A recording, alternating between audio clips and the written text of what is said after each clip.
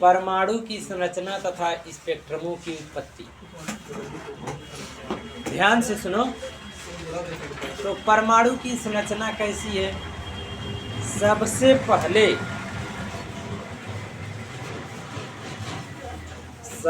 पहले पारस पत्थर और अमृत, इसकी खोज करने के पीछे पीछे रसायन विज्ञान की खोज हो गई, है ना।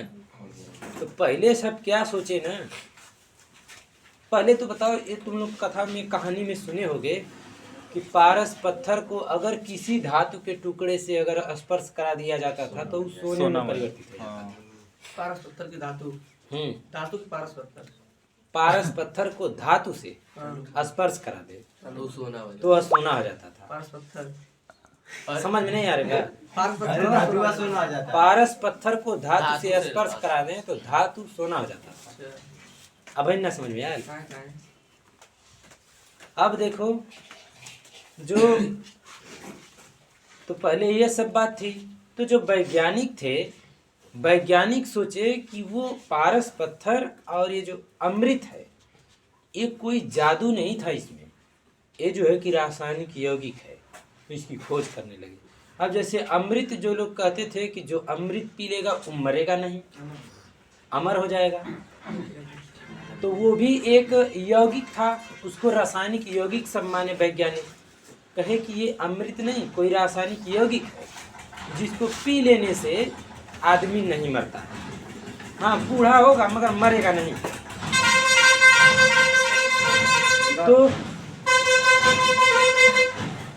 तो उसमें जो है, उसकी खोज करते करते वैज्ञानिक सब रसायन विज्ञान की खोज कर दिए। ठीक, तो उसके खोज के लिए सबसे पहले सोचे कि मतलब वो किस चीज का बना होगा, छोटे छोटे कण से बने होंगे, वो कण कैसे होंगे। तो महर्षि कणाद ने बताया कि इस धरती पर प्रत्येक वस्तु छोटे छोटे कण से मिलकर के बने हैं और उन कणों में अपार ऊर्जा है, एनर्जी बहुत अधिक है। उन कणों को हम समझ नहीं सकते वे कण कैसे हैं, मगर उस कण में एनर्जी है। ठीक है, बस इतनी ही बात बताए। तो सबसे सूक्ष्मतम कण का खोज उसने किया, महर्षि कणाद ने उसके बारे में बताया। तो डाल्टन ने उसी का नाम, डाल्टन वैज्ञानिक था, अपने समय में उसका नाम उसने परमाणु रख दिया कि जो वह कण है जिसमें अपार एनर्जी है, ऊर्जा है, उसका नाम परमाणु है। ठीक, तो उसका नाम परमाणु है, उसने बता दिया। तो जे टॉमसन उस परमाणु पर अध्ययन करके उसने बताया कि परमाणु एक छोटा कण नहीं है, बल्कि परमाणु में भी कण है, परमाणु के अंदर भी कण है। किसने? जे टॉमसन ने बताया। और वे कण कैसे हैं? वो कण हैं कौन? इलेक्ट्रॉन है।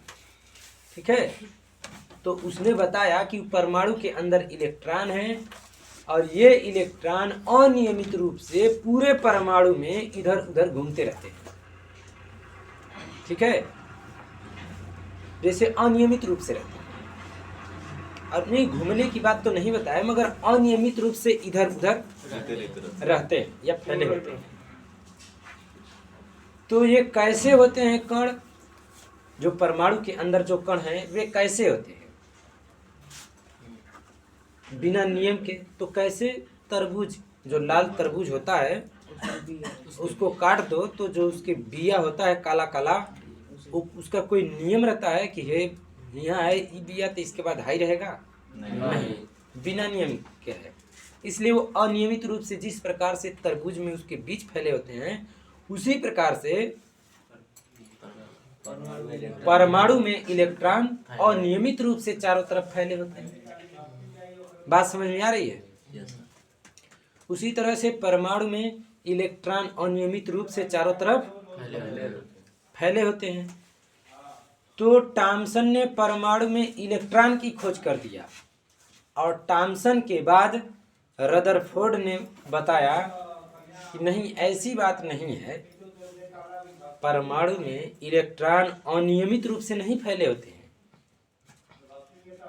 ठीक है।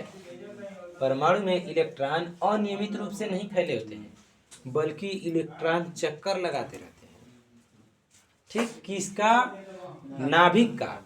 और नाभिक परमाणु का सबसे ठोस हिस्सा है, जो कि उसके एकदम बीचों बीच में होता है। परमाणु के बीचों बीच में नाभिक होता है, और नाभिक परमाणु का सबसे ठोस हिस्सा होता है, और उसी के चारों तरफ इलेक्ट्रॉन चक्कर लगाते रहते हैं। और रदरफोर्ड ने यह भी बताया कि चक्कर लगाते समय ये ऊर्जा का सतत उत्सर्जन करते हैं, मतलब हमेशा ऊर्जा का उत्सर्जन करते रहते हैं। कौन? इलेक्ट्रॉन। तो अब इस बात को उसने साबित कैसे किया, है ना? ऊर्जा का उत्सर्जन ये तो साबित नहीं है, मगर नाभिक है उसके केंद्र में, इस बात को साबित करने के लिए इसने क्या किया कि स्वर्ण पत्र, सोने की बहुत पतली पन्नी, सोना ही ऐसा धातु है जिसकी बहुत अधिक पतली पन्नी बनाई जा सकती है, बहुत ही अधिक पतला पन्नी बनाया जा सकता है। तो सोने की पतली पन्नी पर अल्फा किरण को इसने बमबारी की, पीछे सफेद पर्दा लगा करके और बीच में पन्नी लगा करके अल्फा कणों की इसने बमबारी की। तो अल्फा भले ही कण के रूप में है, ठीक है, अल्फा भले ही कण के रूप में है, परंतु ये सीधी रेखा में चलते हैं अल्फा कणों की जब बमबारी होगी तो। और जब अल्फा कणों की बमबारी की गई तो पीछे काले काले धब्बे प्राप्त होने लगे। तो ये काले धब्बे कहाँ से प्राप्त हो रहे थे, क्यों प्राप्त हो रहे थे, इसके लिए इन्होंने बताया, रदरफोर्ड ने बताया कि जब अल्फा कणों की बमबारी सोने की पतली पन्नी पर किया गया तो अल्फा कण धनावेशित है, ठीक है। तो जहाँ नाभिक है, और तो नाभिक बहुत ठोस हिस्सा है, नहीं तो अल्फा कण उसको भेद के पार कर देता। वहाँ पर वह छाया प्राप्त कर रहा है, इसका मतलब वहाँ नाभिक है और नाभिक परमाणु का ठोस हिस्सा है। अल्फा कण वहाँ पर जा रहा है तो वहाँ पर टकराने के पहले ही प्रतिकर्षण के कारण या तो मुड़ जाएगा या तो दूसरी दिशा में विवर्तित हो जा रहा है। तो पीछे काले धब्बा प्राप्त हो गया, ठीक है। तो इसने बताया कि नाभिक धनावेशित भी है। क्यों?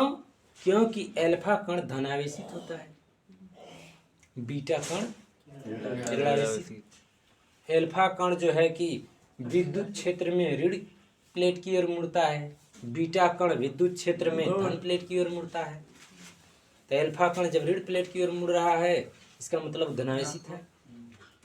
तो धनावेशित कण जब प्रतिकर्षित हो जा रहा है तो इसका सीधा मतलब यही निकल रहा है कि नाभिक धनावेशित है, ठीक है।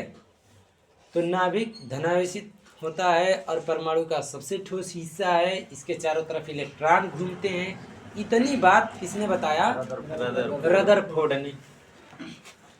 मगर उसने एक बात और बताया था कि इसमें ऊर्जा का उत्सर्जन सतत होता रहता है। सतत का मतलब लगातार। तो बाकी आने वाले वैज्ञानिकों ने ये सोचा और उन्होंने अपने में तर्क किया, यदि ऊर्जा का उत्सर्जन लगातार होता रहता,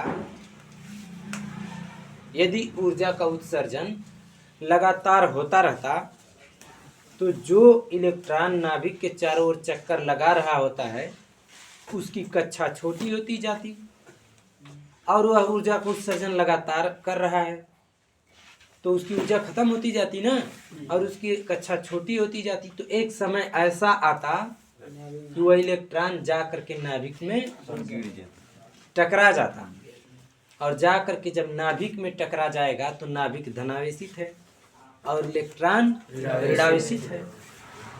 तो उस धन और ऋण के वजह से उस सब इलेक्ट्रॉन उसमें जब टकराने लगेंगे तो उस परमाणु का अस्तित्व ही खत्म हो जाएगा, ऐसा होगा। परंतु परमाणु का अस्तित्व कभी खत्म नहीं होगा ऐसे, है ना। जब तक उसको बाहर से ऊर्जा दें और उससे न लें यानी ऊर्जा का जब तक आदान प्रदान उसको न किया जाए तो ऐसे ही वह उसका अस्तित्व नहीं खत्म होगा। इसका मतलब कि ये बात गलत है इनकी, है ना। केवल यह बात गलत है कि यह ऊर्जा का लगातार उत्सर्जन करता रहता है। तो कुछ नियम इससे फेल भी हो गए। ठीक, तो रदरफोर्ड ने जो भी बताया अच्छा ही बताया, मगर कुछ कमियां इनमें भी थी। अब इन कमियों की वजह से और भी वैज्ञानिक आए, जैसे सोमरफील्ड की धारणा थी। उन्होंने बताया कि जो इलेक्ट्रॉन घूमते हैं वो नाभिक के चारों तरफ दीर्घवृत्ताकार कक्षा में घूमते हैं। ठीक, तो फिर कुछ दिन के बाद ये बोरबरी ने अपना सिस्टम दिया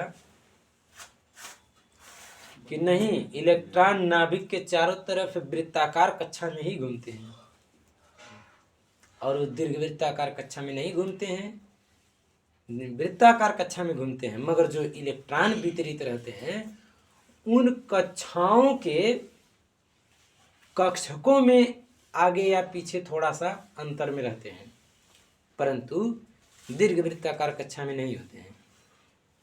ठीक है, परंतु इसने बताया कि ये वृत्ताकार कक्षा में घूमते हैं और इनकी कक्षा निश्चित होती है। किसी भी इलेक्ट्रॉन के लिए उसके घूमने की जो कक्षा होती है वो निश्चित होती है। अगर हम उसे न ऊर्जा दें न उससे ऊर्जा लें तो इलेक्ट्रॉन जहाँ घूम रहा है वह उसी जगह घूमेगा, अपनी ही कक्षा में।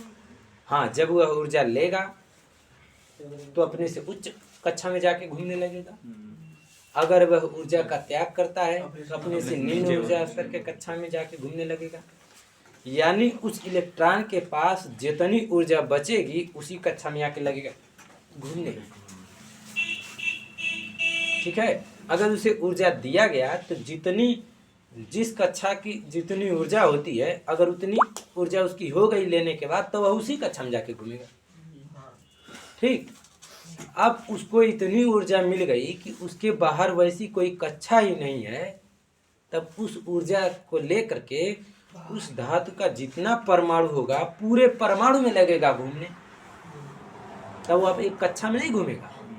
वही इलेक्ट्रॉन जितनी मतलब कुछ ऊर्जा लिया और वह ऊर्जा से अब उसकी इतनी एनर्जी हो गई कि उस ऊर्जा की कोई कक्षा नहीं है परमाणु के चारों तरफ, तो वह इलेक्ट्रॉन अब उसके बाहर जाना चाहेगा, उसके बाहर कोई कक्षा नहीं रहेगी, तो वह उस परमाणु से फ्री हो गया।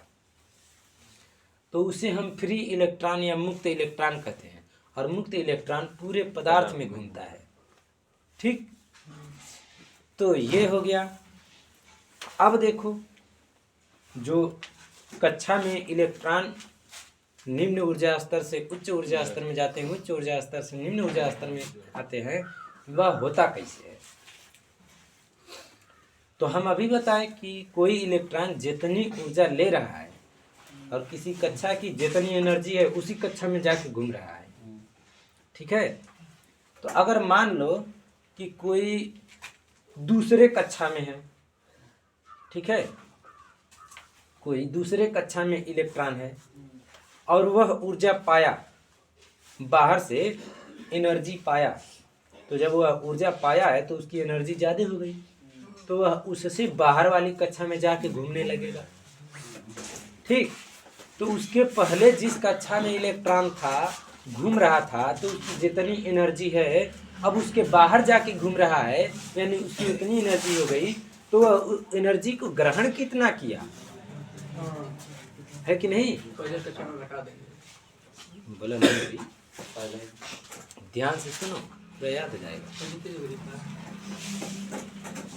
तुम मानोगे नहीं।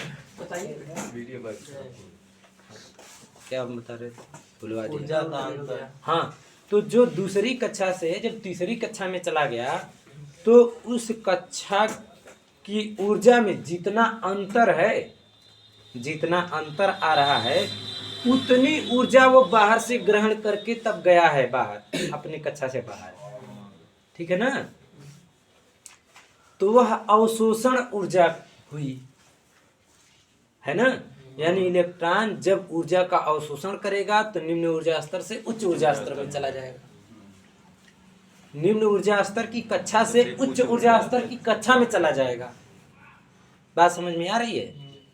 और फिर अगर जैसे मान लो लोहे को तुम गर्म कर रहे हो तो उसके इलेक्ट्रॉन उत्तेजित हो रहे हैं, और इतना उत्तेजित हो गए कि मुक्त इलेक्ट्रॉन हो गए, फ्री हो गए, पूरे परमाणु में घूम रहे हैं।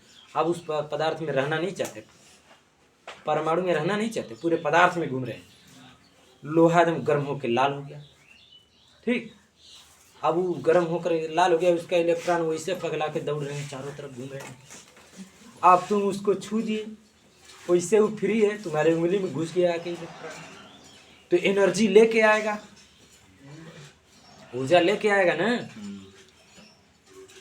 तो आकर के तुम्हारी उंगली में घुस गया, कोशिकाएं क्षतिग्रस्त हो गई, जल जाएगा थोड़ा सा, है कि नहीं? तो ऊर्जा लेके आया है।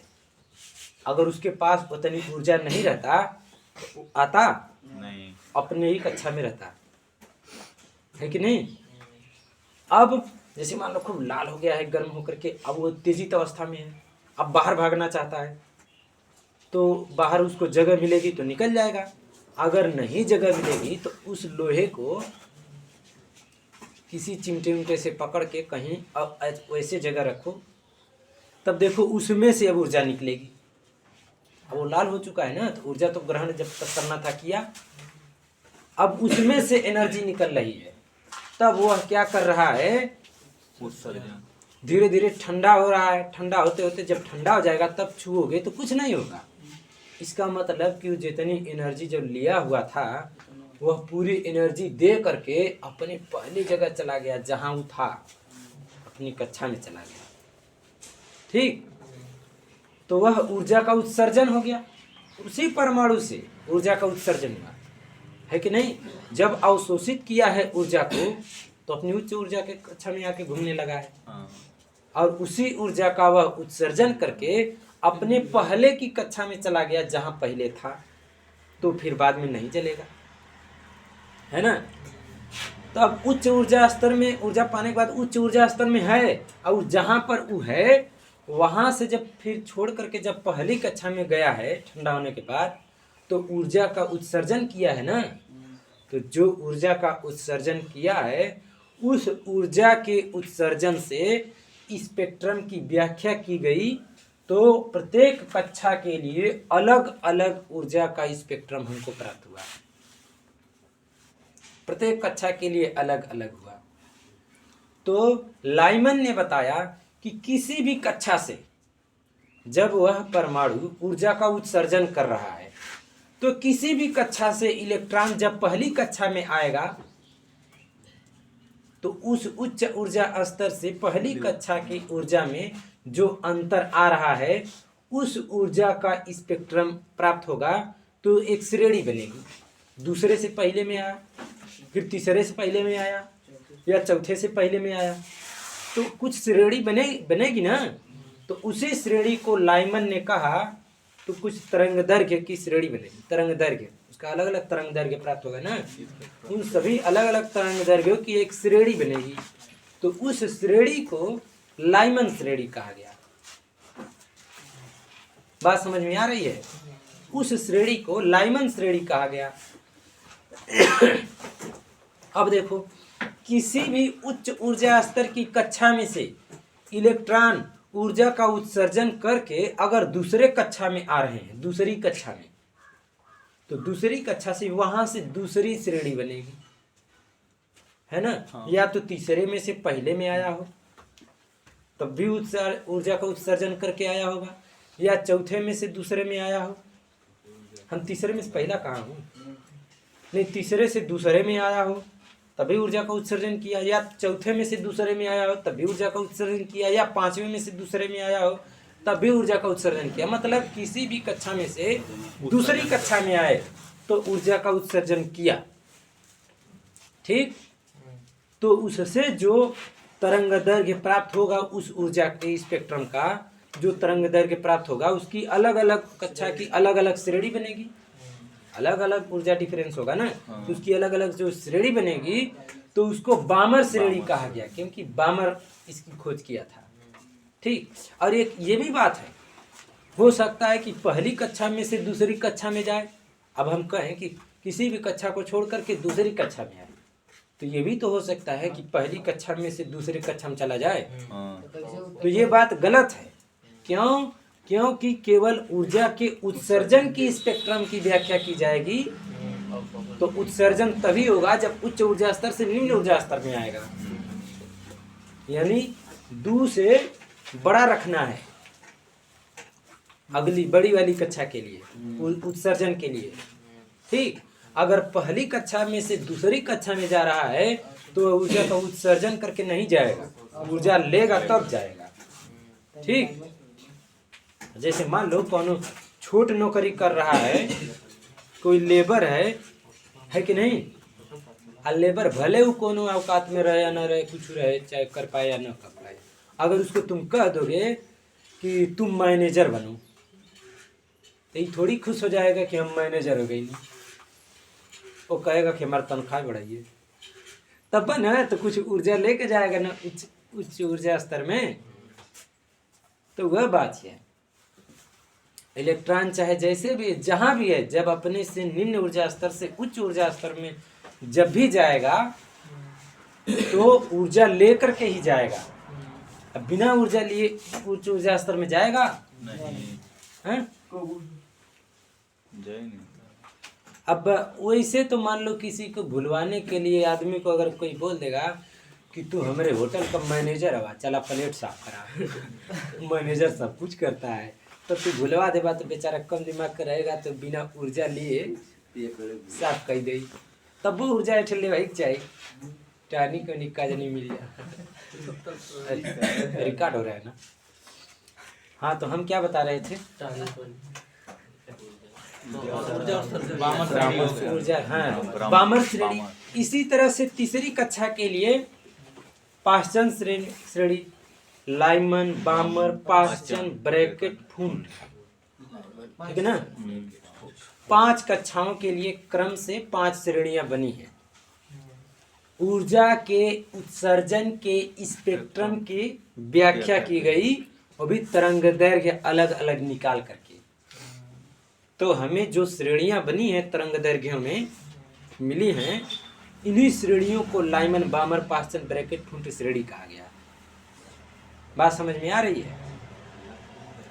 और इसके बाद कोई नई श्रेणी नहीं बनी। देखो, बोर के परमाणु मॉडल में कुछ बातें हैं जो आज के समय में सबसे ज़्यादा बोर का ही परमाणु मॉडल चला, ठीक है ना। तो बोर के अनुसार इन्होंने ये बताया, इसी से पूरा उत्सर्जन के स्पेक्ट्रम की व्याख्या हो गई ना। तो इन्होंने ही बताया था कि ऊर्जा का उत्सर्जन सतत नहीं होता है, ऊर्जा का उत्सर्जन सतत नहीं होता है, और इलेक्ट्रॉन परमाणु के नाभिक के चारों तरफ एक निश्चित कक्षा में घूमता है, ठीक है। जब यह ऊर्जा पाता है तब ये उच्च ऊर्जा स्तर में जाता है, जब नहीं पाता है तब नहीं जाता है, और जब ऊर्जा का उत्सर्जन करता है तब ये निम्न ऊर्जा स्तर की कक्षा में आता है। ये सब मैं बता चुका हूँ, ठीक। ये बोर के ही परमाणु मॉडल से सिद्ध हुआ।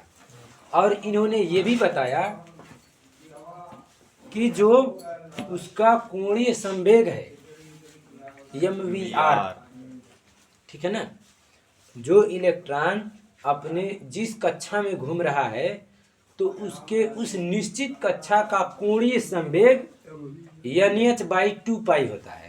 कितना होता है? NH/2π। बस, ठीक है।